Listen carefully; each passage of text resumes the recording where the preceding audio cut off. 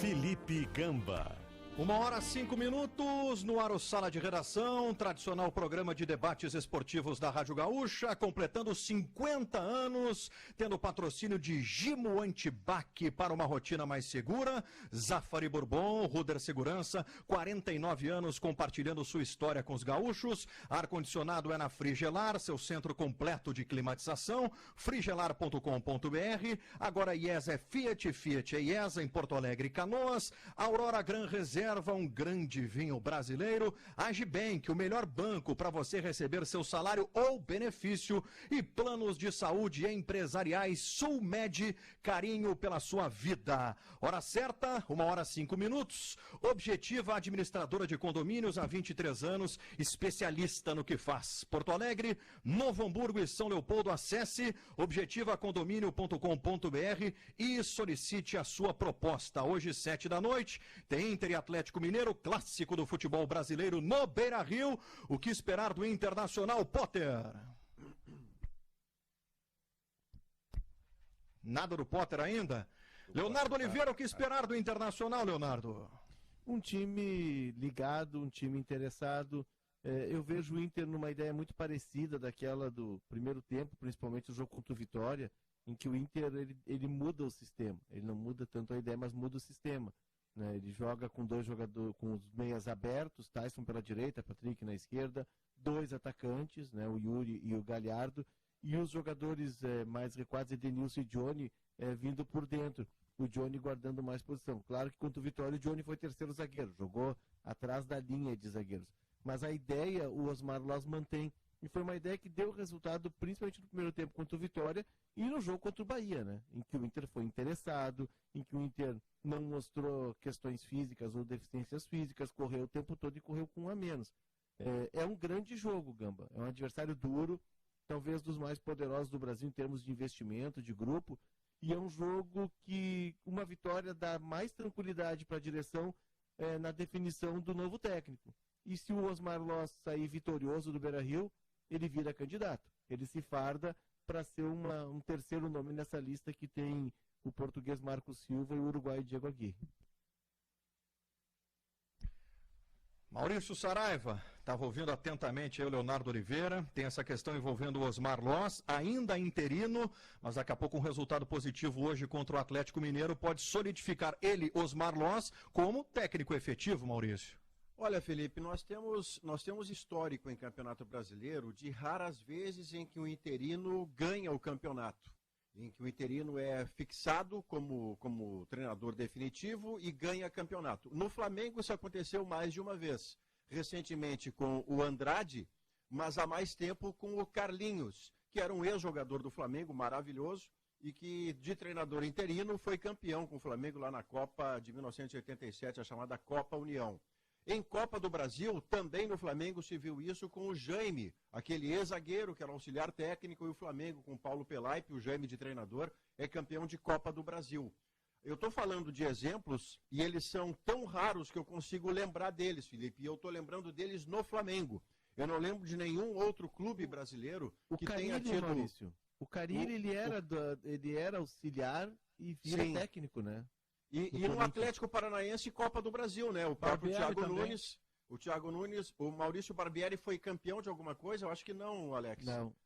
Campeão não, quem foi o Thiago Nunes, campeão com o Atlético Paranaense, o Maurício Barbieri com o Flamengo não. O Carlinhos, o violino, né, Maurício, que jogava muito, ele foi também campeão em 92, né? Sim, duas vezes. Júnior, ele é campeão 2 vezes. Então é muito raro, veja que eu estou citando, Felipe, e o Léo e o Alex entraram para ajudar, o Carille no Corinthians, é verdade, mas são raríssimos os casos de um sucesso tão imediato do interino. E até acontece depois que o interino fixado dura menos de um ano e vai embora. Não é o caso do Thiago Nunes, que no ano seguinte, como definitivo, foi campeão da Copa do Brasil.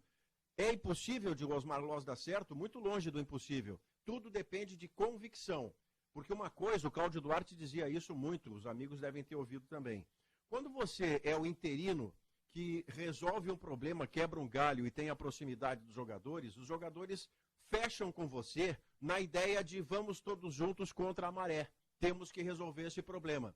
Mas depois, quando o cara vira o definitivo, ele tem autoridade para tomar algumas atitudes impopulares junto ao grupo. E às vezes isso quebra a confiança e acaba quebrando aquela liga inicial. Neste momento, o Osmar está com toda a força dos jogadores, né? E tomara que permaneça assim. A gente não sabe a consequência logo adiante. Guerrinha, esse cenário, Guerra, para o jogo de hoje? Não é novidade. Segunda-feira passada, quando nós nos reunimos lá aí na RBS, eu falei isso no sala, que o plano inicial era manter o Osmar Loz dependendo dos resultados. Né? E agora a notícia vai ganhando corpo, vai se confirmando. Eu só acho o seguinte, depende do jogo contra o Atlético. Não, está errado. Está errado, tem que ter convicção. Ou é ou não é. Vai depender do jogo esse ou aquele outro. Não, é esse o cara. Então vamos com ele, não tem problema nenhum. Porque se dá errado, de repente, como é que faz? Tem que sair correndo. A verdade é que o Internacional também não sabe para onde vai correr.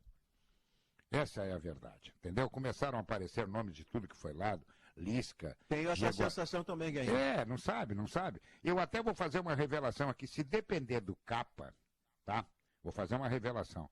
Um dos nomes cotados, porque foi tentado ser empurrado no Marcelo Medeiros, foi André Jardini, que hoje está na seleção e daqui a pouco está fazendo tempo para esperar para trazer. É um dos favoritos do Capa. Eu ontem fiquei sabendo isso. Quando caiu o Cudê, o Capa foi em cima do Marcelo Medeiros e disse, olha, tem que trazer o André Jardini. Esse é um cara que joga assim, assado, e os caras estão lá ainda.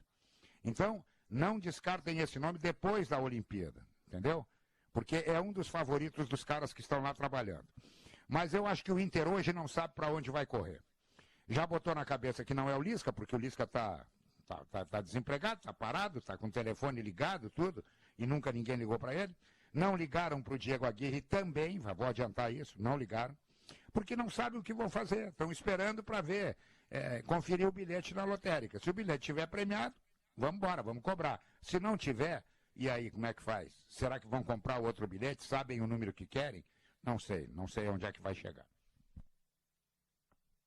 Não sei se o Potter já está conosco. Câmbio.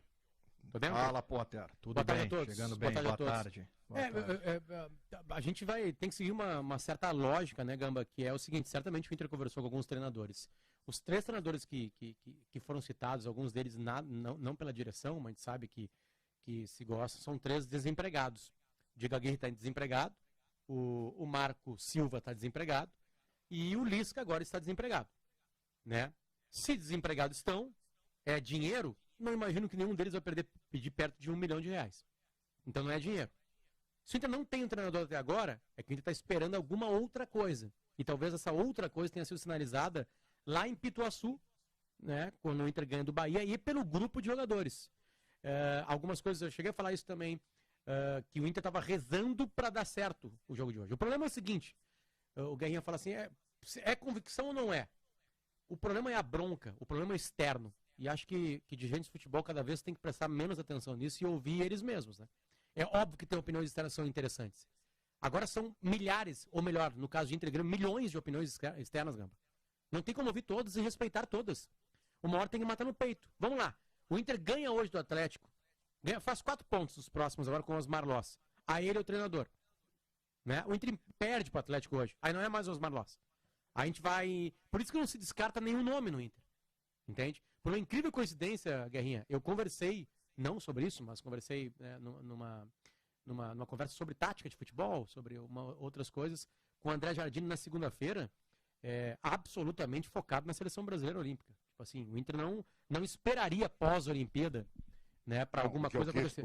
Até porque a Olimpíada acaba dia 8 de agosto. O que eu quis te dizer, e quis dizer para todos que estão nos ouvindo, é que na saída do Cudê, o nome apresentado ao Marcelo Medeiros pelo Capa foi André Jardini.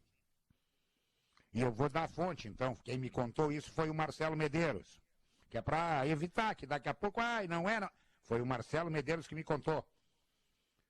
Então, o Capa tem sim, assim, uma boa leitura sobre o André Jardini. Mas nós podemos firmar uma convicção, talvez, Potter, não sei se é pretensioso de minha parte. O Inter não sabe o que fazer. Se o Inter tem 3 treinadores cujos nomes foram citados, todos eles estão na praça, todos eles ouviriam prazerosamente e acolhedoramente uma proposta do Internacional. E até agora nenhum deles foi procurado com proposta, é porque o Inter não sabe o que fazer e, em não sabendo, espera para ver o que o Osmar Loz é capaz de produzir contra o Atlético Mineiro para dar o próximo passo. Isso me parece claro. Eu penso que tem um tanto de pressão.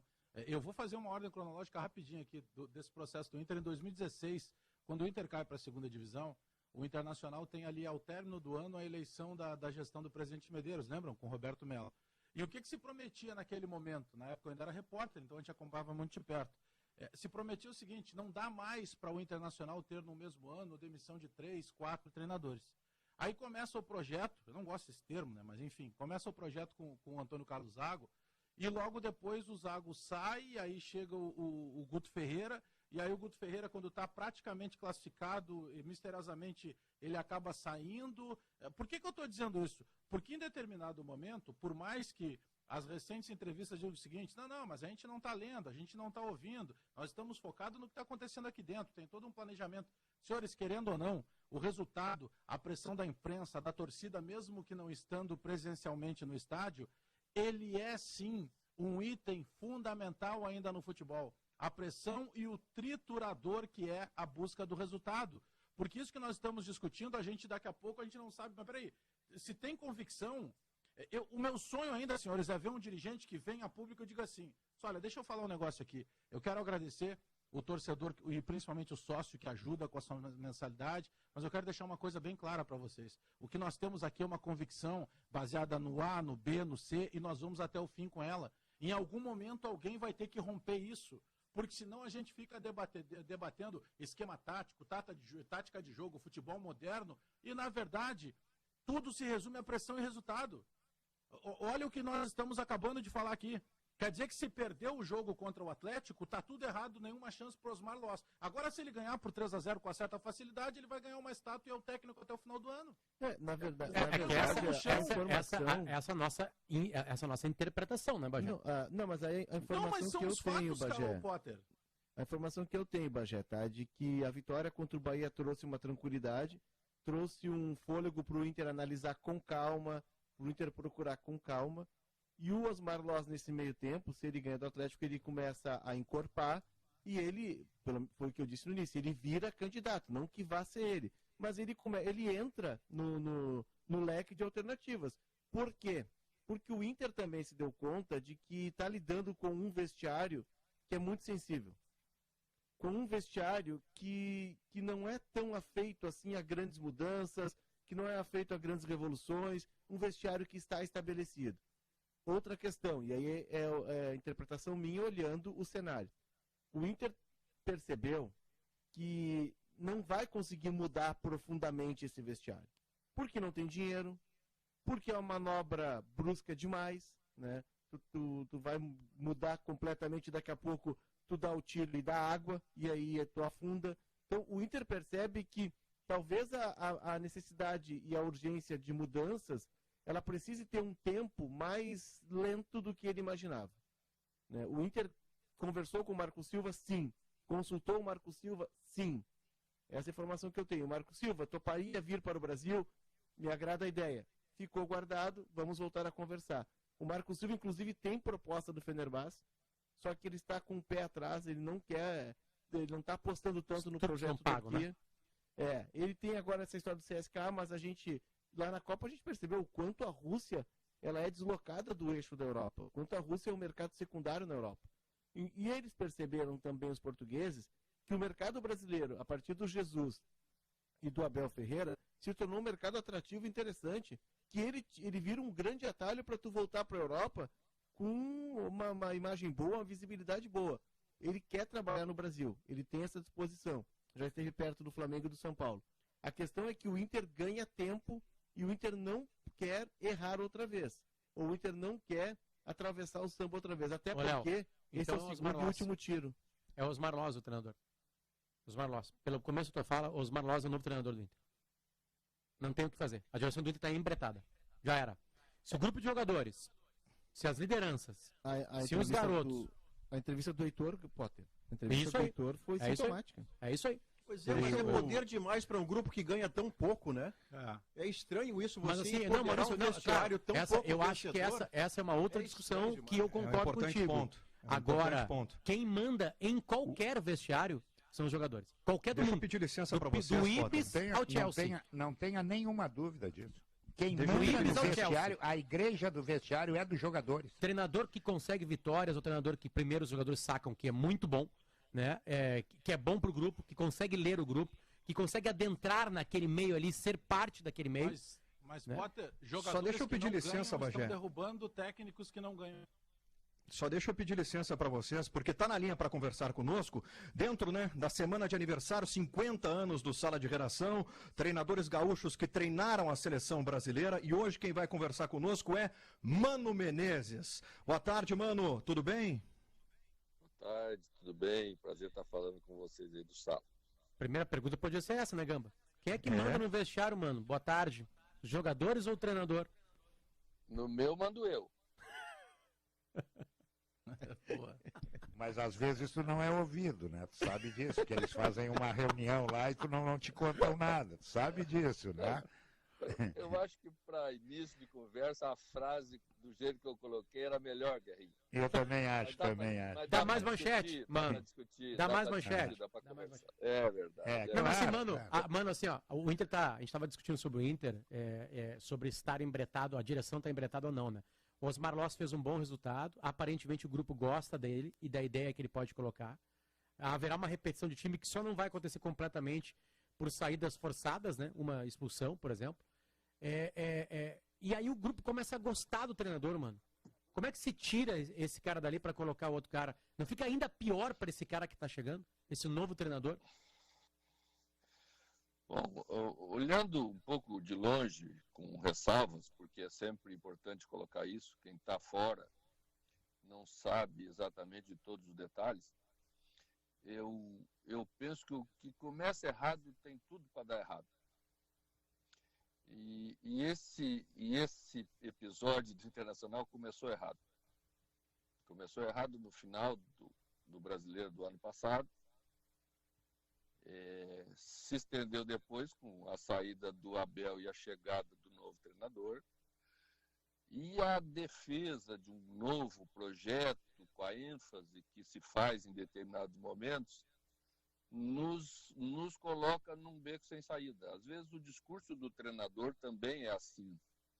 Você assume tais responsabilidades com um determinado grupo, você conduz eles por determinados caminhos que para aquele treinador é impossível voltar e escolher uma nova situação. Por isso que às vezes a gente sai em um determinado momento, num determinado clube, porque a gente entendeu que as escolhas que nós fizemos chegaram num momento de desfecho para o outro lado.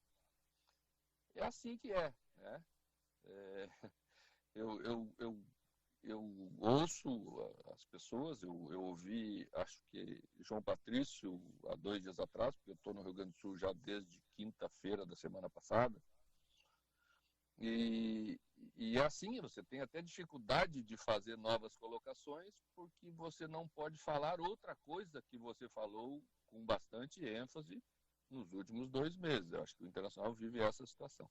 Mas, Mano, você viveu algumas vezes a situação, os seus melhores trabalhos, os seus melhores resultados foram começando temporadas, como o Grêmio da Série B, que era um meio de temporada, mas você abriu um campeonato já com o Grêmio. Quando foi para o Corinthians, você fez aquela trajetória extraordinária no Corinthians, começando um campeonato. Mas você também já entrou com campeonatos em andamento para tentar salvar um trabalho, mudar de direção. E é o caso, basicamente, guardadas as proporções, do Internacional nesse momento. Ele troca com um campeonato que recém começou.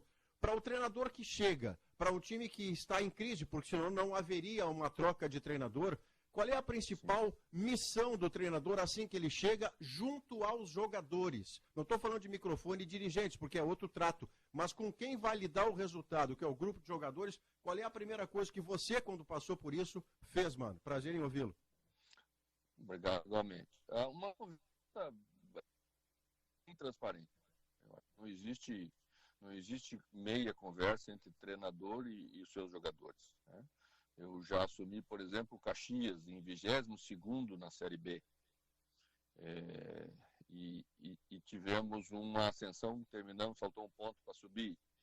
Acabei de assumir agora na Arábia um time que estava em sétimo, um grande time que estava em sétimo, um grande time em sétimo, é um resultado ruim.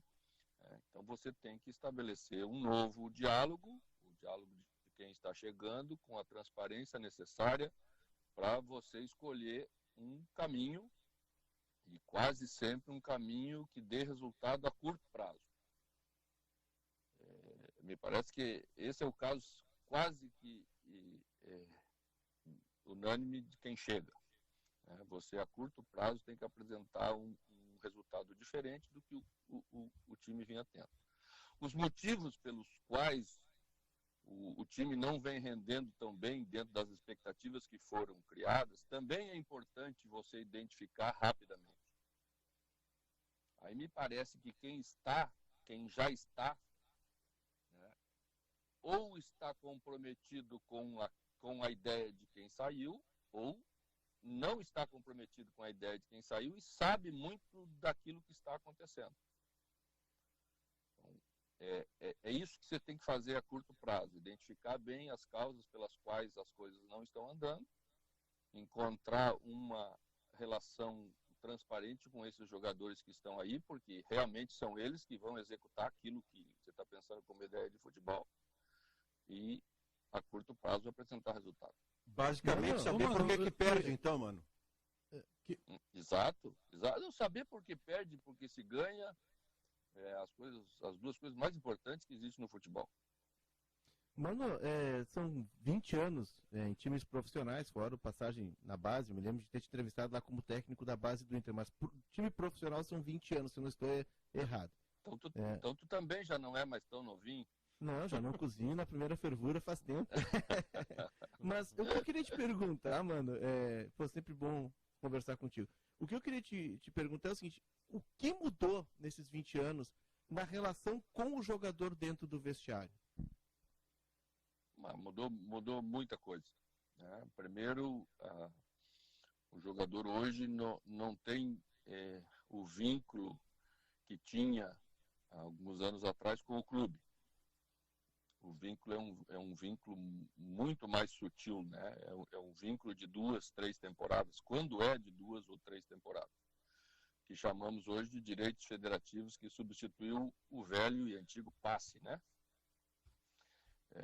Isso trouxe outros elementos para o convívio diário entre jogador, treinador, vestiário, dirigentes, que são os agentes, né? Que, tirando uma boa parte, que sempre são os que têm a visão que a gente acredita que seja a visão que se tem que ter para o futebol, tem visão a curtíssimo prazo. E visão a curtíssimo prazo é contra a condução de um trabalho, de um modo geral. Porque o treinador escala 11, 12, 13, 14, 15, estão extremamente felizes com aquela temporada, os outros estão mais ou menos, que não são os tão titulares ou não são os tão aproveitados mais vezes. E desses para frente, o agente já está procurando um novo lugar para colocar, um lugar onde ele possa render mais, ganhar mais, se realizar profissionalmente e financeiramente. E isso vai contra estabelecer regras de aproveitamento de grupo. Né? Na prática, isso vai contra. As redes sociais criaram, na minha opinião, um vulcão que está sempre para explodir a qualquer momento, com uma velocidade muito grande. Existe uma pressão muito grande dessas redes sociais sobre os jogadores individualmente e sobre os dirigentes e sobre os treinadores que comandam, que é quase que insuportável, né? Vocês convivem com elas, você sabe como é. Temos problemas de todos os tipos. Então, eu acho que se tornou um mundo onde está muito difícil você fazer coisas sérias como deveria, como o figurino manda que se faça na relação de um time de futebol. Mano, tem uma tendência no Brasil, e a tendência ela já existia dentro de campo, né, mano? O Brasil sempre trouxe estrangeiros para jogar bola aqui. O que começou a acontecer é que portugueses e treinadores de língua espanhola entraram numa moda aqui, né? E é engraçado que as modas vão mudando. Agora a moda é o português. Não é só o estrangeiro, tem que ser o português. Claro, por competências de dois, né? Que venceram o Libertadores, com super grupos, entende todo esse processo. Mas há muita competência ali nessas duas figuras aqui, nos trabalhos deles, pelo menos aqui no Brasil, que é o Abel e o Jorge Jesus. É moda, é passageira, e o quanto essa moda de verdade atrapalha os treinadores brasileiros. Que daqui a pouco pode ajudar, são novas ideias ou ideias diferentes que chegam por aqui. Como é que tu faz a leitura desse movimento de estrangeiros, de todo mundo procurando um estrangeiro? Tenho muito cuidado para falar sobre isso, porque pode parecer despeito, pode parecer outra coisa, o que de minha parte certamente não é. Tá? Eu acho que moda é ruim sempre, tá? Porque ela não tem consistência, ela não tem uma cultura bem desenvolvida que dê sustentação a longo prazo. Né?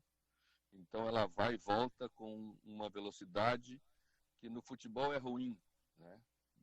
Que é a velocidade que ou te coloca lá nas nuvens da noite para o dia, ou te coloca lá no inferno do dia para a noite. E eu acho que isso é péssimo para o futebol.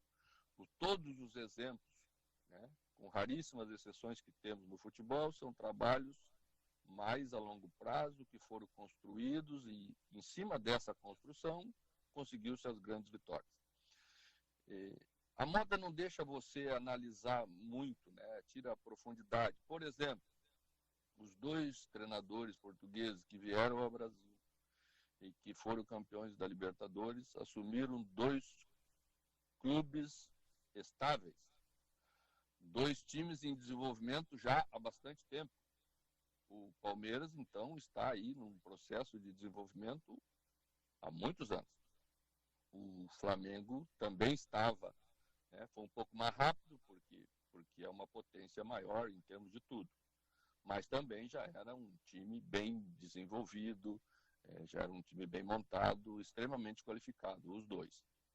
E isso terminaria em título mais cedo ou mais tarde para os dois. Né? Dois clubes, dois times. Não tirando o mérito dos dois treinadores que vieram, o Jorge Jesus fez um trabalho a curto prazo extraordinário. Né? O do Abel, que aí eu conheço pessoalmente, sei suas ideias, fiz curso com ele em Portugal, já é um treinador um pouco mais metódico, um pouco mais ortodoxo, né? Não é da mesma linha de Jorge Jesus. Fez um título um pouco mais modesto, que não foi tão brilhante naquilo que apresentou. E na sequência do trabalho também.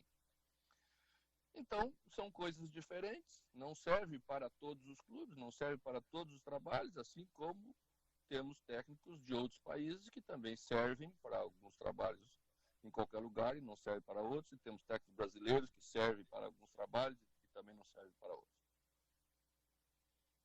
Mano, em relação a tudo isso que a gente fala na questão de gestão de futebol, se fala em planejamento, se fala em gestão, e ali na frente daqui a pouco se demite o treinador porque teve a pressão do resultado, que não veio, teve a pressão, como você disse há pouco também, da rede social, do torcedor que vai lá e cobra do jogador, e aí a gente resume só a pressão.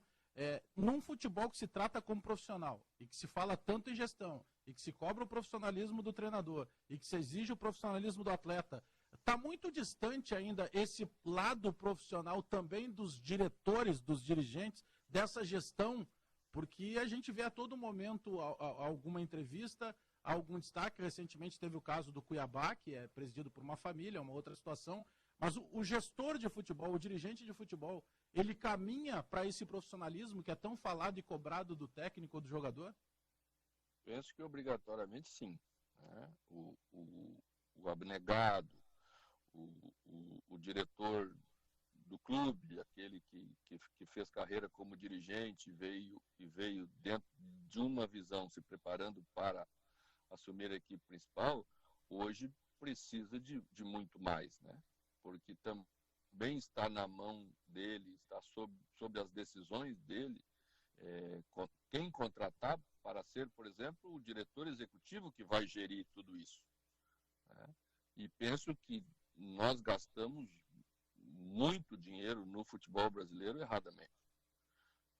E se nós olharmos cada time, o número de contratações que são feitas todos os anos, aquelas, né, da grande maioria, porque são feitas em cima de uma faixa que o risco é altíssimo e que não dão certo, comprovam que os caminhos que nós temos que tomar para o futebol brasileiro e para os nossos clubes são diferentes daqueles que nós estamos tomando, ou que tomamos durante anos e anos e que deram certo, hoje já não são suficientes mais.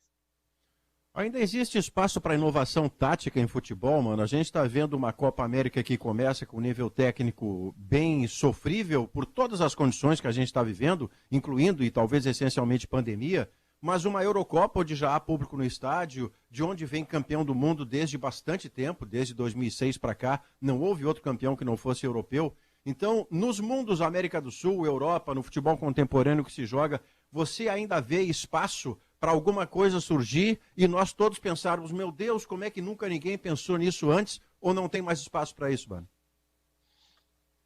Maurício, eu acho que significativo, assim, marcante, como foi os casos lá atrás, da Holanda, né, junto com o Ajax, e depois do Barcelona, que foi a da nossa época, talvez a grande modificação.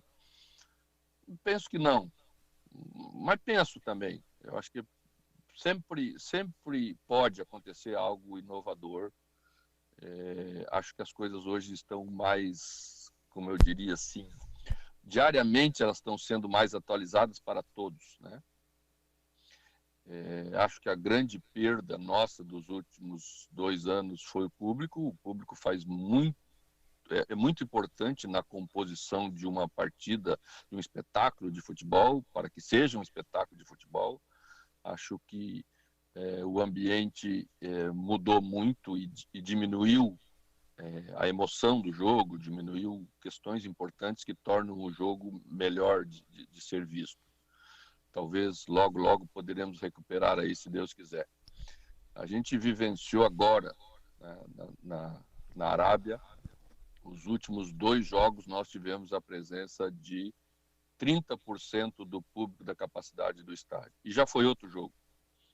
É outro jogo de futebol, então acho isso importante para que a gente recupere isso. A questão do jogador, da qualidade,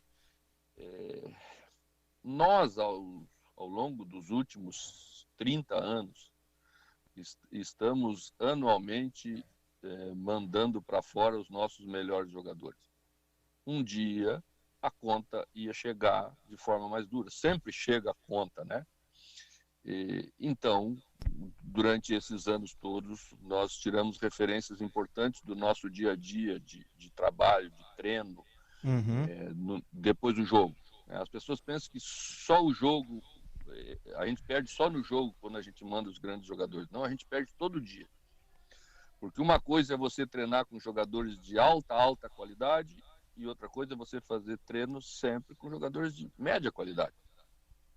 A exigência do treino é menor e os obstáculos a serem superados quando a exigência é menor também são menores. E se tudo é menos, o resultado também é menos. Mano, eu queria agradecer. Antes de encerrar com o Mano, deixa eu fazer uma pergunta para ele. Entrasse no ramo dos cavalos, agora tem leilão no final do mês, o que houve aí contigo aí? Tu já era inteligente, agora tu entrou no ramo perfeito. Mas é outro tipo de cavalo, mas é mais mesmo como hobby. Eu acho o ramo do cavalo, como o futebol, não é para curioso. A gente tem que cuidar, porque senão o dinheiro vai embora. É muito difícil ganhar dinheiro. Mas eu tenho uma fazenda aí em Guaíba, sim, e a gente produz um gado de alta qualidade, mas vai ter leilão aí no dia 9 de setembro, tem leilão, quem quiser pode participar. Mano, eu queria agradecer muito a tua gentileza com o Sala, tua participação aqui conosco. A gente está na semana de 50 anos do Sala de Redação e eu sei que a tua ligação com o Sala, ela é muito forte. O Mano Menezes, antes de ser treinador, era ouvinte do Sala de Redação.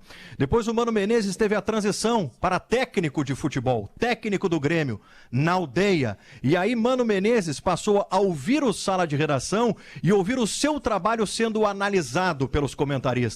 Fala um pouco sobre essa sua ligação com o Sala, mano, por gentileza.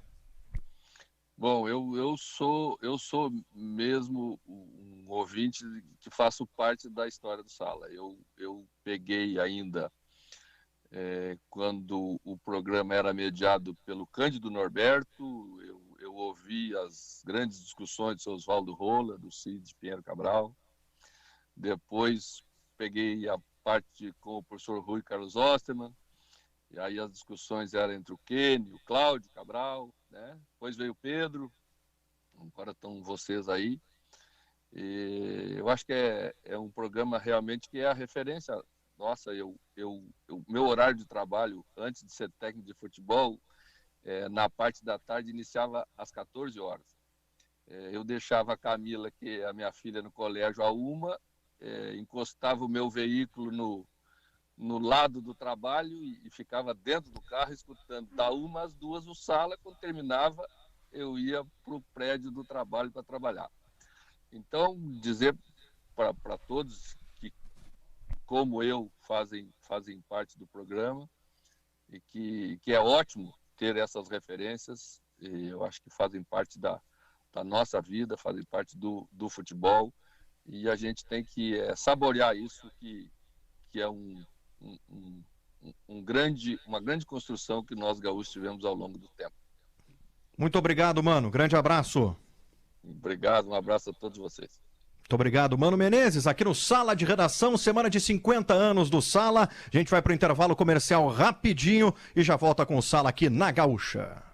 1h46, de volta com Sala de Redação aqui na Gaúcha. Gimo Antibac, para uma rotina mais segura, Zafari Bourbon. Ruder Segurança, 49 anos compartilhando sua história com os gaúchos. Ar-condicionado é na Frigelar, seu centro completo de climatização, frigelar.com.br. Agora IES é Fiat é IES em Porto Alegre e Canoas. Aurora Gran Reserva, um grande vinho brasileiro. Agibank, o melhor banco para você receber seu salário ou benefício. E planos de saúde empresariais Sulmed, carinho pela sua vida. A Steel tem orgulho em estar junto de quem faz a agricultura ir em frente, de quem faz com dedicação, empenho, carinho e que faz crescer todos os dias seu orgulho por viver da terra, de quem faz o amor pelo campo ultrapassar gerações e de quem faz o seu melhor de sol a sol, de sonho a sonho, para seguir fazendo a sua história. E Steel, junto de quem faz o agro. Temperatura 13 graus em Porto Alegre. Cicobi, somos feitos de valores. Interativa do Sala de Redação, para calcário e argamassa, confia na FIDA. Tintas Killing, a tinta gaúcha. Hoje a interativa do Sala está perguntando o seguinte, para o torcedor do Internacional: torcedor colorado, o Inter precisa contratar um novo técnico ou pode considerar a efetivação de Osmar Loz no cargo? Bom, pessoal, o que ficou de rescaldo na entrevista com o Mano Menezes, que fizemos agora há pouco aqui no Sala? Que ele tá assumindo o Inter. Tô brincando. Não tá assumindo o Inter. Mas é interessante que ele fala, né, Gamba, quando tem no futebol um contexto, né, que a gente... É difícil de analisar ele, né? Mas quando ele mostra que Palmeiras e Flamengo... O Jorge Jesus, beleza, ele recebe mais jogadores naquela troca com o Abel ali, né? 4. Imediata, que faz o time engatar, né? Aquilo ali que faz o time engatar. O quarteto de ouro do Flamengo estava no Beira-Rio perdendo por 2-1 pro Inter com o gol do Sarrafiori. Sim, verdade. Os 4 da frente estavam ali. Ou seja, o problema do Flamengo não era ali. Esse quarteto faz um gol no Beira-Rio. O problema é que tomava muito gol, né? E aí os que chegam são fortalezas nas duas laterais, Rafinha e Felipe Luiz. O Gerson chega ali e mais um zagueiro. Marim. Exatamente, né? Aí o Flamengo encaixa, né? Mas tinha um contexto pro Flamengo encaixar, né? Um trabalho feito com a categoria de base, vender jogadores, comprar super jogadores. E aí o Flamengo talvez faz um dos maiores times da sua história. É difícil falar isso do Flamengo porque tinha o time do Zico. O Palmeiras vem ganhando, né? Com vários treinadores. O Palmeiras ganhou, me ajudem, com Cuca, com o Filipão e com o Abel. Marcelo Né? Oliveira antes. Marcelo Oliveira antes, campeão da Copa do Brasil. São 4 treinadores vencedores no Palmeiras nos últimos 5, 6 anos. Não vou muito além, não vou muito longe disso, né? Então, ao mesmo tempo que também é mais complicado. O Luxemburgo teve por ali e não conseguiu vencer. Né? E os outros saíram também por algumas... Né, o Luxemburgo ganhou o Paulista. Então tem uma vitória aí, né? Ganhou o Paulista. Então, mas foi menos que os outros, sim. Sim, na comparação é ruim para ele, né? Então, tem esses contextos, né, que ajudam. E o contexto do Inter, ele é absurdamente complicado e cara, não tem como... Vou na fala do Léo, Gamba. Não tem como demitir 40 pessoas. Primeiro que não tem como contratar. O que o Inter precisa é devagarinho, né? Porque esse grupo tem qualidade, esse grupo já foi vice-campeão da Copa do Brasil, já foi vice-campeão brasileiro. Agregar novos jogadores que sejam titulares, que sejam líderes, para naturalmente a mudança acontecer. Dizer para a categoria de base uma coisa maior de tudo, que é o tipo o Johnny titular. Quando o Johnny tá na frente do Lindoso, tu diz para todos os guris da base do Inter, dá, gurizada. Dá. Vai Potter, mas como é que um time que não ganha exige tanto de um técnico que ganha? Não tem uma ordem invertida, porque se fala o tempo inteiro em comando de vestiário. E óbvio que nós todos que trabalhamos com futebol, se a gente trabalha 6 meses, a gente acaba descobrindo já que quem manda realmente é o vestiário. O Internacional tem esse potencial todo, tem essa liderança toda, porque publicamente não aparece. Dentro dos jogos, nos jogos decisivos também... E ganha pouco para mandar tanto, quase né? Campeão da Copa. Ganha pouco para foi mandar quase tanto. campeão gaúcho, quase ganhou o Grenal, foi quase campeão da Copa do Brasil e foi quase brasileiro. A base que o Renato Cadê pega essa no liderança? Grêmio, aí que tá, é que essas lideranças... Não, eu tô falando do Inter. Tô perguntando do caso do Inter. Eu vou chegar lá, eu vou chegar no Inter. O Renato, quando ele assume o Grêmio do Roger, era um grupo de perdedores também. Um grupo que não ganhava. E aí o Renato dá um toque a mais ao trabalho do Roger, aproveita tudo que tinha de bom no trabalho do Roger, faz algumas correções, e aí Potter, aquele ambiente... Desculpa, eu não me fiz entender. Ali no time do Grêmio tinha jogador que tinha levantado taça jogando. Tu tinha Douglas, tu tinha outros jogadores ali que a gente pode... Eu teria que pegar toda a escalação aqui para poder te elencar um por um. Eu tô falando do atual grupo de jogadores do Internacional. Pode parecer forte, mas é real. Quem é vencedor do elenco do Internacional, tirando o Tyson que desembarcou mas o grupo em si, qualquer grupo, o grupo do Sala de...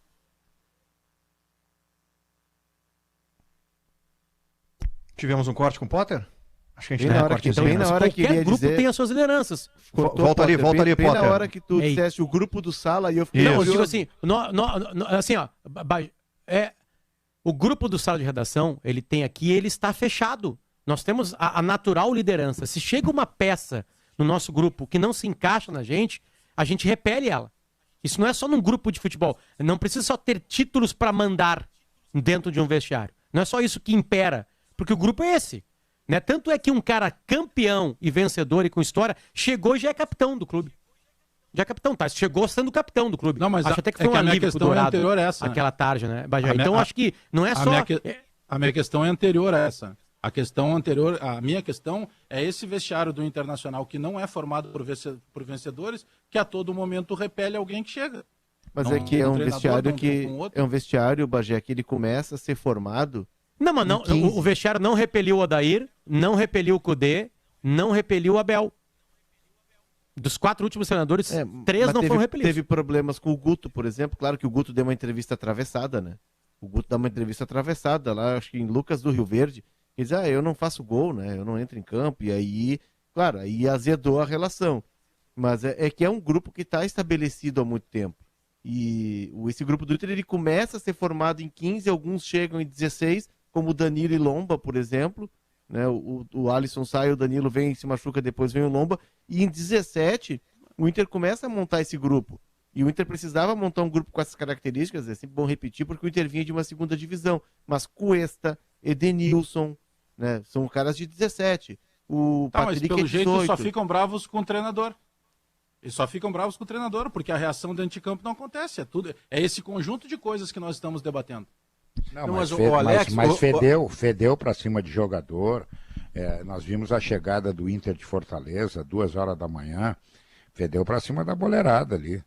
Ali fedeu. Mas é assim mesmo que funciona, mesmo não sendo ganhador. Todo vestiário tem as suas lideranças, todos eles. né? E é como eu digo sempre, às vezes o treinador vai lá e tira um jogador do time, eu vou usar um exemplo aqui do Palmeiras, tirar o volante, Felipe Melo. Felipe Melo. Tu diz, tá resolvido o meu problema. Não, mas o Felipe Melo tem no plantel mais 4 ou 5 parceiros dele. E eles estão jogando. E aí o resultado não vem. Tu não sabe nem de onde vem a mordida da cobra, mas tu vai ser picado por ela. Então, é uma coisa assim, ó, por que se diz muito que a gestão do vestiário é muitíssimo importante? Porque é o que determina. Aquele treinador que chega na segunda-feira para treinar e olha o jogador lá, tá vendo? O que houve contigo, meu filho? Tu, professor, eu tive uma noite horrorosa. É mesmo? O que foi? A minha filhinha com febre, eu precisei levar às pressas. Não, tu faz o seguinte, vai lá, bota a tua roupa, vai cuidar da filhinha, quando ela ficar boa, tu vem, tu vai jogar. Bom, o cara come arquibancada por causa dele. Come arquibancada, não tenha dúvida disso. Mas o Guerra, 1h55... Só para fechar em 30 segundos para não atrasar seu comercial, Felipe, há um ponto de contato, se houver a manutenção do Osmar Loss, com a manutenção do Odair de 17 para 18, que é a aprovação dos jogadores e o fato de ser alguém que estava no elenco sem tanto poder de determinar simpatias e antipatias. Eu lembro de ter feito visto o treino do Guto como treinador e o Odair auxiliar, e o Odair era o cara que ficava falando de perto com o jogador que tinha errado um passe e dizia assim, meu bruxo, é assim, ó. E aí ele fazia o gesto e era um amigo falando com o outro. E aí ele é erigido ao poder. Se isso acontecer com o Osmar Loss, é também por conta de que o auxiliar é muito menos um chefe e muito mais um amigo do cara que está tentando fazer o melhor. Muito bem, intervalo comercial, notícia na hora certa e a gente já volta com Sala de Redação aqui na Gaúcha. 2h04, de volta com Sala de Redação aqui na Gaúcha. Gimo Antibac, para uma rotina mais segura, Zafari Bourbon. Ruder Segurança, 49 anos, compartilhando sua história com os gaúchos. Ar-condicionado é na Frigelar, seu centro completo de climatização, frigelar.com.br. Agora IESA é Fiat, Fiat é IESA em Porto Alegre e Canoas. Aurora Gran Reserva, um grande vinho brasileiro. Agibank, o melhor banco para você receber seu salário ou benefício, e planos de saúde empresariais Sulmed, carinho pela sua vida. Hora certa, 12h05, Objetiva Administradora de Condomínios, há 23 anos especialista no que faz, Porto Alegre, Novo Hamburgo e São Leopoldo. Acesse objetivacondomínio.com.br e solicite a sua proposta. Facate, uma homenagem especial da Facate para os componentes, patrocinadores e ouvintes do Sala de Redação de ontem e de hoje, semana de aniversário do Sala, 50 anos do Sala de Redação, e agora a gente vai conversar com diretores de empresas que patrocinam o Sala de Redação. E o nosso primeiro papo aqui vai ser com Luiz Morante, diretor da Gimo. A história da Gimo se confunde com a história do Sala de Redação. Morante, muito obrigado pela confiança, muito obrigado pela parceria. Boa tarde. Boa tarde, Felipe, Maurício, Guerrinha, Bagé, Potter, Léo. Espero que vocês estejam muito bem. Pena que o Pedro não está aí conosco para relembrar 2 momentos maravilhosos que eu tive com o Sal. Um foi uma entrada ao vivo com o Sal uns 2 anos atrás. Me convidaram para ficar 1 minuto, eu fiquei meia hora. Foi muito bem. Depois o Pedro me tirou meio rápido. E o segundo momento maravilhoso foi um jantar lá com o Drauto Franchini e com o Cândido Norberto. A Gimo tem uma história com o Sala muito interessante. Nós ficamos 2 anos na fila para entrar no Sala. Estamos no Sala há 35 anos. E fomos levados para o Sala em função de amizade, talvez, e que nós estávamos já 2 anos esperando pelo Salimem. O Salimem é que fez a nossa entrada no Sala em 86. E a Gimo é muito grata ao Sala. Por exemplo, eu vou citar o Gimo Penetril, que o Lauro Quadros vivia brincando com ele. Foi um show de todo mundo a comentar, a voz do Guerrinha com o Gimo Cupim. Enfim, foi toda uma história muito boa e eu só posso agradecer essa parceria, 35 anos juntos, 50 anos no Sala de Redação. Olha, não é fácil manter um canhão de audiência e com esse ímpeto de vocês aí. Parabéns para vocês, tudo de bom. Muito obrigado, Morandi. Guerrinha, essa relação de confiança de longa data da Gimo com sala de redação, Guerra. Eu digo que o sala de redação dura muito mais que a maioria dos casamentos, né? Pô, casamento aguentar 50 anos hoje não, mas o cara é fiel. O ouvinte do sala é fiel. O sala, eu me pergunto sempre, o que é o sala? O sala é um show. É um show. Olha que já foram criadas várias alternativas para ver se combate, e tudo bate no muro, né? Bate lá no muro e não vai. O sala é interminável, eu não sei, eu acho que vai durar mais 300 anos o sala, né? E não é só aqui, tu sai daqui, tu vai em São Paulo, Rio, os caras, eu ouvi o sala, tu vai no exterior, eu ouvi o sala é um canhão, cara, o sala é tudo. Morandi, muito obrigado pela parceria, pela confiança. Eu que agradeço, um abraço a todos vocês aí, parabéns pelos 50 anos, parabéns à RBS e à diretoria por essa renovação de vocês aí. Muito obrigado. E também vai conversar conosco o Renato Narras, que é diretor da IESA, também parceiraça aqui do Sala de Redação. Renato, boa tarde. Boa tarde. Tudo bem, Gambá? Tudo bem. O que representa essa parceria da IESA com o Sala, Renato? Que honra muito grande, que orgulho, pessoal, estar participando aqui com vocês, comemorando junto esses 50 anos de programa, de Sala de Redação. Nós estamos juntos aí há pouco mais de 5 anos com vocês, ou seja, pouco mais de 10% dessa história desse programa tão maravilhoso. E para nós é uma honra, um orgulho muito grande ter parceiros como vocês e ter, aí também como ouvinte, né, ter um programa desse calibre, com essas figuras aí tão maravilhosas para o esporte, né, e para a comunicação gaúcha, só enobrecendo principalmente, né, o futebol e a dupla Grenal. E para nós é puro orgulho poder participar junto com você desse programa aí, já há mais de 5 anos. A nossa empresa está fazendo 30 anos aí, ano que vem, e um programa como esse está 50 anos no ar, realmente é uma história muito grande. Ouvi o Guerrinha falar agora, né, de casamento, é difícil durar isso. O nosso casamento com você já dura 5 anos, já está durando muito mais do que os casamentos da modernidade, Guerrinha. Verdade. Pô, tu olha assim, o cara, quanto tempo tu tá casado? Diz o cara, 5 anos. O que deu errado no casamento? Hoje a gente não, mas o Sala não, o Sala é 50. E esse teu casamento com o Sala vai muito mais longe, pode ter certeza. Não tenho dúvida, Guerrinha. Saudade de estar com vocês pessoalmente, a pandemia não está permitindo.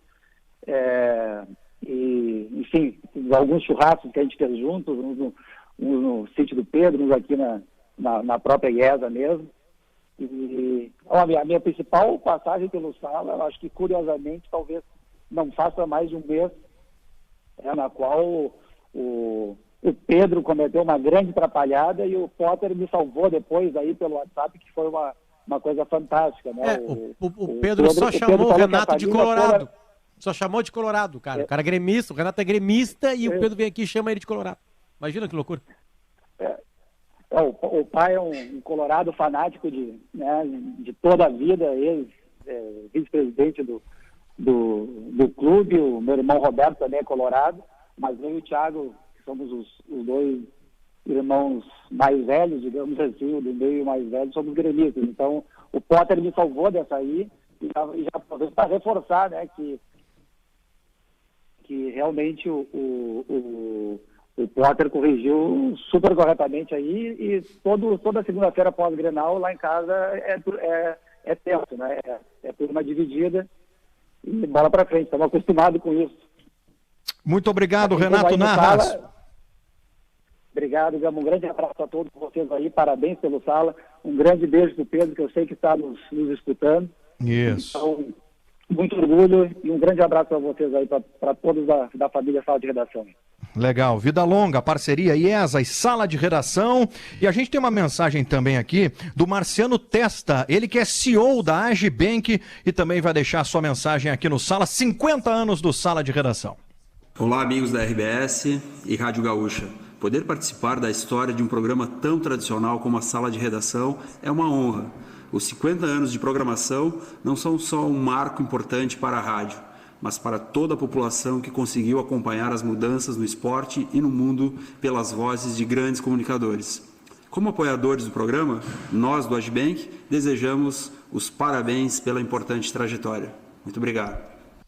Muito obrigado à parceria com a Agibank, IESA e Gimo aqui no Sala de Redação e a todos os demais patrocinadores. Diga, Potter. Para acabar rapidamente esse assunto de treinador do Inter, o Rafael de Vério e o Felipe Duarte publicaram há pouquinho, agora 14h05, né, no dia de hoje, uma matéria em GZH dizendo o seguinte: Inter deve agendar reunião virtual com candidatos a técnico nesta quinta-feira, pós Inter Atlético Mineiro, e a chance do Osmar Loss diminuta agora, né, hoje. Se amanhã ganha de 4-0 do Atlético Mineiro, hoje, desculpa, à noite ganha de 4-0 do Atlético Mineiro, eu quero ver se diminuta a chance.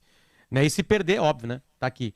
Os nomes mais fortes são os nomes citados pelo Léo, né, o Marco Silva, o português Marco Silva, tá parado há 2 anos, e o Diego Aguirre, que tá... Eu não lembro qual foi o último trabalho do Diego Aguirre. O Diego Aguirre estava no Al Rayyan, ele sai em novembro do Al Rayyan, por quê? Porque ele tinha acertado com o Damiani, presidente do Peñarol, que ele seria o técnico do Peñarol, só que o Damiani perde a eleição. E aí o Aguirre fica, né, a ver navios, o novo presidente conversou com ele, o Aguirre é um ídolo no Peñarol, né, uma referência, tem um título da Libertadores Peñarol com gol nos acréscimos contra o América de Cali. Vice-campeonato como treinador, é por isso que ele vem pra cá, né? Contra o Santos do Neymar do Muricy. Né? Era Também, ele o treinador, né? Isso, era ele. Ele elimina o Inter do Falcão, que falou agora há pouquinho. O Potter, eu sei que é super contemporâneo, super moderninho esse negócio de você fazer audiências, entrevistas virtuais, mas eu honestamente, talvez seja velhice de minha parte, acabei de fazer 57 anos, mas eu me tenho como um pra-frentex, que é um termo novo que me veio à mente, mas eu não gosto, viu? Eu acho muito moderninho. Mas, vamos Maurício, fazer entrevistas para escolher um. Não, você firma convicção num. E se eu sou profissional treinador e você diz assim como dirigente, olha, eu estou entrevistando você e outros 3, amigo, então nem conversa comigo.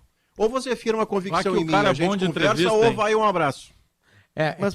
Eu acho que a parte online, Maurício, que cabe é pela pandemia, né? Brasileiros não, isso aí não é problema. Não é esse o problema, não, pô. Eu digo esse troço de fazer seletiva, entendeu? Ou é convicção num, ou você não tem convicção e fica parado no caminho. É que eu acho que isso sempre aconteceu, Maurício, eu acho, assim. Claro, sempre deve ter um nome preferido, mas assim, um clube como o Inter, assim, se começa a demorar muito para ter um treinador, tem que ter um outro engatilhado.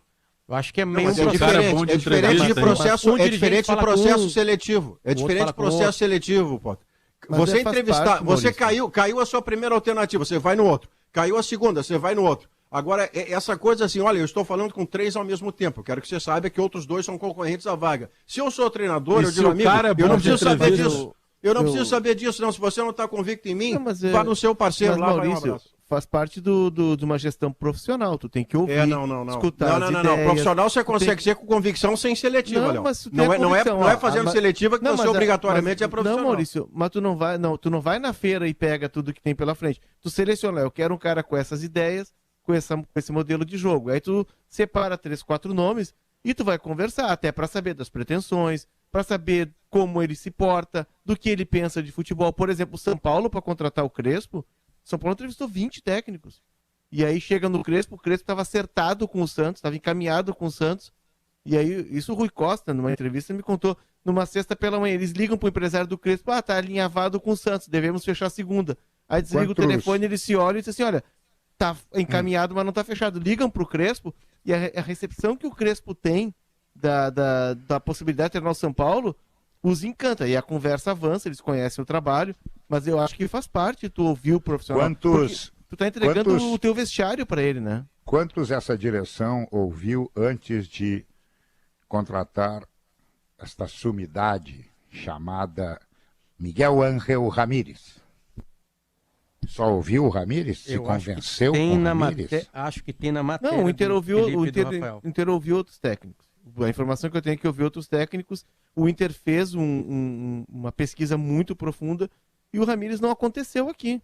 Não aconteceu o momento, talvez o momento dele, o momento do clube, a química que não aconteceu no vestiário, que a gente debateu no primeiro bloco, mas eu vejo como normal tu ouvir, tu entrevistar, né? O que não pode é sair atirando e pegar sem uma entrevista, sem uma conversa prévia, porque tu tá arriscando o teu vestiário. E o Inter não pode errar. O Inter tem só mais um tiro, né? O Mano Menezes foi perfeito. Tudo que começa errado, termina errado. Isso é lei da vida, né? É da vida. Começou errado, termina errado.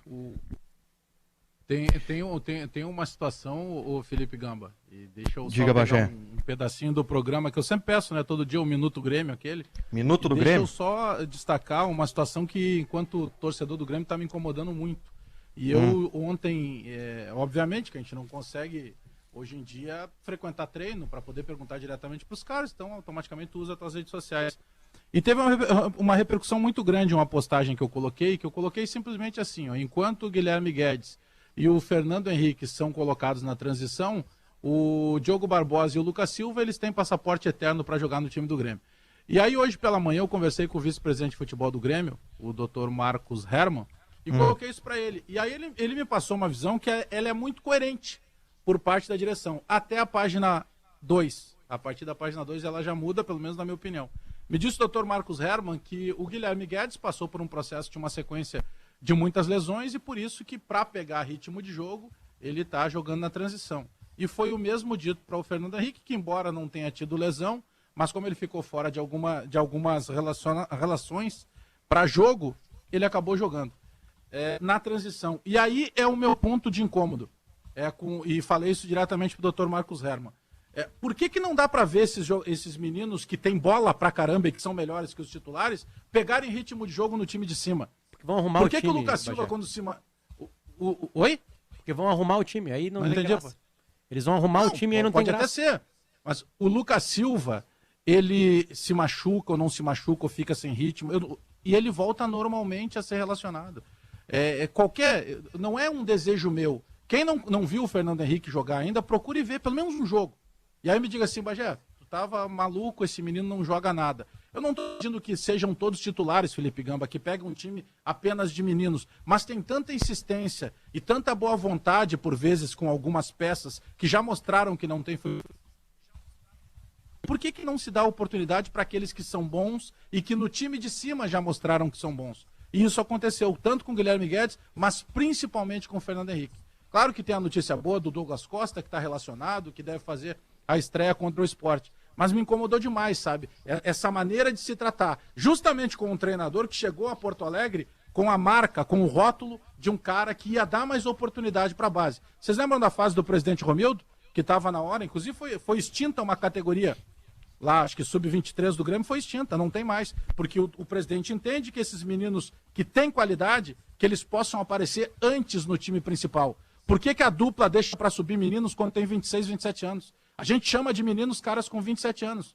Porque eles mostram qualidade, mas eles não recebem as mesmas oportunidades.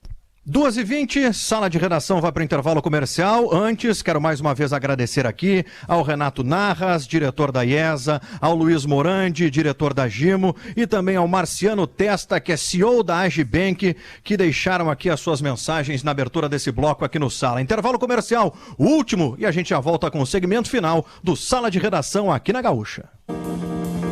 2h24, de volta com Sala de Redação, Gimo, Zafari Bourbon, Ruder, Frigelar, IESA, Aurora Gran Reserva, Agibank e Sulmed. Maurício Saraiva, deixa eu dar prosseguimento aqui, Maurício, aquele assunto que o Bagé trouxe no bloco anterior e já fazer um link com o jogo do Grêmio amanhã contra o Sport, porque a grande notícia desta quarta-feira é que Douglas Costa está relacionado. Pelas informações do Rodrigo Oliveira, há uma tendência muito forte que no segundo tempo do jogo de amanhã contra o Sport ele seja utilizado pelo Thiago Nunes, Maurício.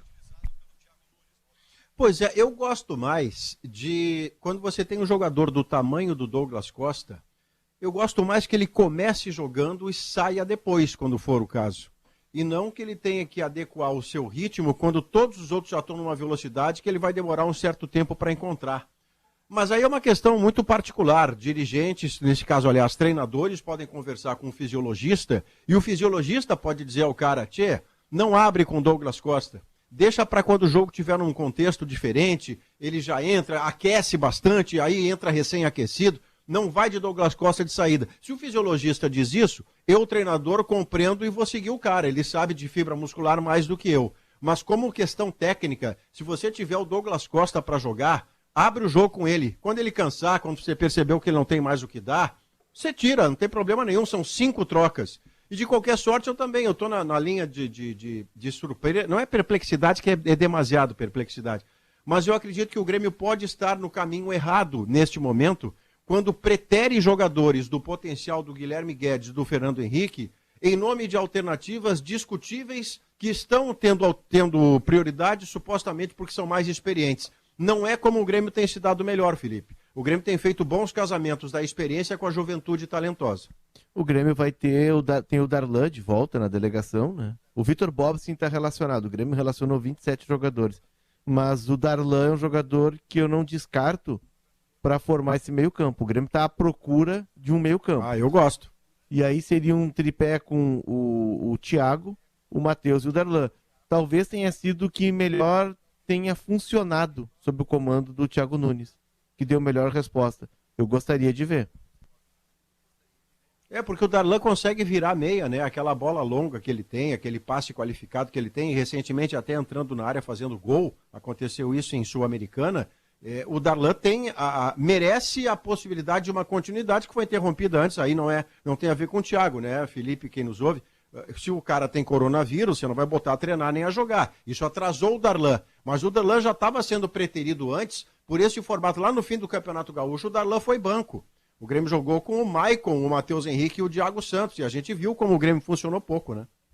Mas eu acho que o maior problema ainda é a falta do armador, cara.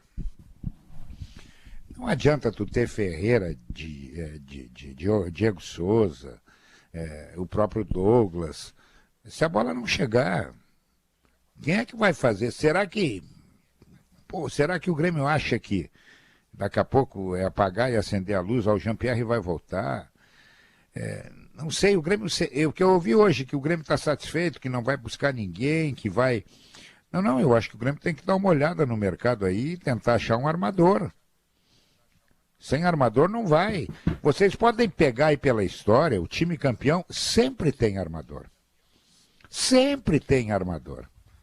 Ah, mas agora não vai mudar, tem que ter um armador, senão ele não vai abastecer os caras da frente. E o Grêmio não tem hoje, o Jean-Pierre não é o armador, infelizmente. E o Douglas Costa, que está relacionado, ele vai ser apresentado de cara. O Douglas Costa vai ter uma adaptação ultra rápida nessa volta ao Brasil, né? 12 anos fora. Ele começa contra o Sport, vai até Recife, e no domingo ele vai jogar de Recife, ele vai a Cuiabá. O Grêmio joga quinta-noite em Recife, e no domingo, às 4 horas da tarde, que não deve ser pouco calor, em Cuiabá, em um gramado, a informação que se tem, Bagé, em Cuiabá é de que a Colômbia foi lá vistoriar o estádio, Dutrinha é o nome do estádio, é um estádio secundário de Cuiabá, e não quis treinar pela qualidade do gramado. Com Porto Alegre no meio do caminho. Não, acho que o Grêmio vai direto. Né? Não, o Grêmio vai direto. Vai direto. Não, o Grêmio fica direto. Só eu sei que tá chegando no final. Por isso que tá levando 27 jogadores. Pra camisa... Né? Tomara que não resolvam olhar para a camisa número 10 nas costas do Douglas e achar que ele pode resolver pela superioridade técnica que ele tem dos demais. Ele vem para ser um cara muito mais avançado do que um organizador. Ele é mais finalizador do que qualquer outra coisa. Um 4-3-3 que deve ser o estilo do Thiago Nunes. Né? Ele não é armador. Muito bem, Sala de Redação vai ficando por aqui. Vem aí na sequência o Gaúcha Mais, hoje com a apresentação do Leandro Stout, da Marcela Punk.